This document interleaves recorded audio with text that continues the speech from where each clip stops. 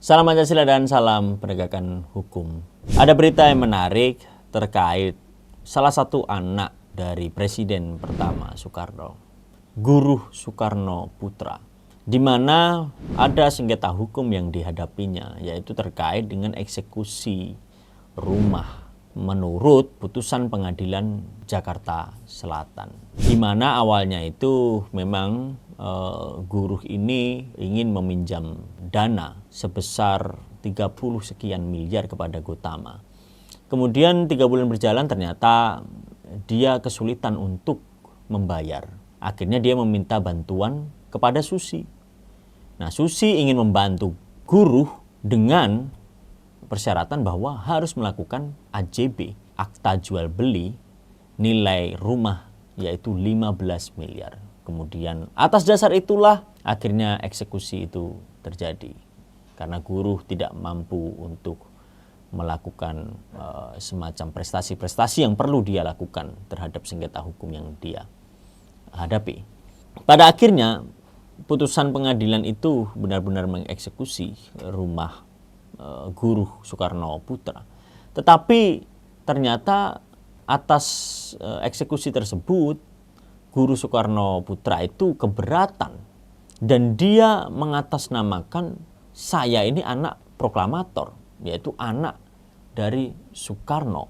Yang kita beri catatan penting di sini adalah ketika kita sudah berada dalam lingkup negara hukum, kita harus lihat apakah Soekarno ini adalah identik dengan hukum itu sendiri? Tidak.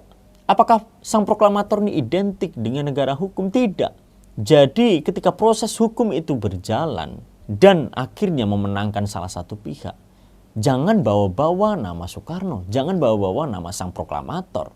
Mentang-mentang Anda anak mantan presiden, jangan begitu. Kita hidup di dalam suatu kesetaraan di muka hukum. Jadi tidak seorang pun boleh untuk mengatasnamakan seseorang demi untuk membatalkan atau keberatan atas proses hukum tertentu. Jangan sampai seperti itu. Ada asas juga bahwa putusan hakim itu harus dianggap benar.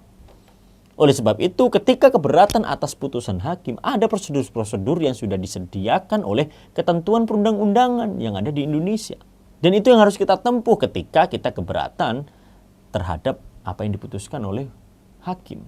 Nah, oleh sebab itu, sekali lagi, jangan sampailah kita membawa-bawa nama orang besar yang sering terjadi di Indonesia ketika membawa orang-orang besar kemudian untuk menyingkirkan kasus hukumnya, untuk membatalkan kasus hukumnya, untuk menghentikan kasus hukumnya. Ini sekali lagi tidak boleh lagi terjadi di negara hukum. Agar apa? Semua orang itu merasa diperlakukan adil di muka hukum.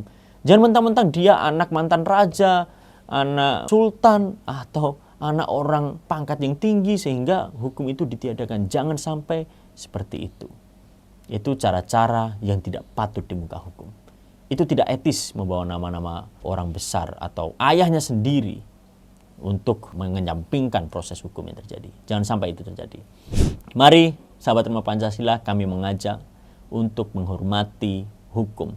Apabila nanti ada oknum-oknum penegak hukum yang berbuat salah, ya itu akan ditanggung, ada prosesnya sendiri. Dan kita juga percaya bahwa Tuhan Yang Maha Esa itu akan membalas setiap perbuatan. Dan hanya Tuhan Yang Maha Esa yang berhak membalas perbuatan-perbuatan yang itu menyalahi ketentuan norma-norma agama. Ada saatnya.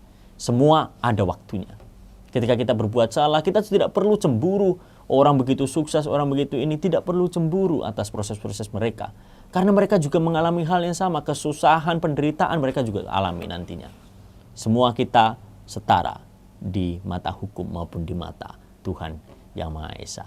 Oke, sebab itu tetap terus berbuat baik dan jangan merugikan orang lain.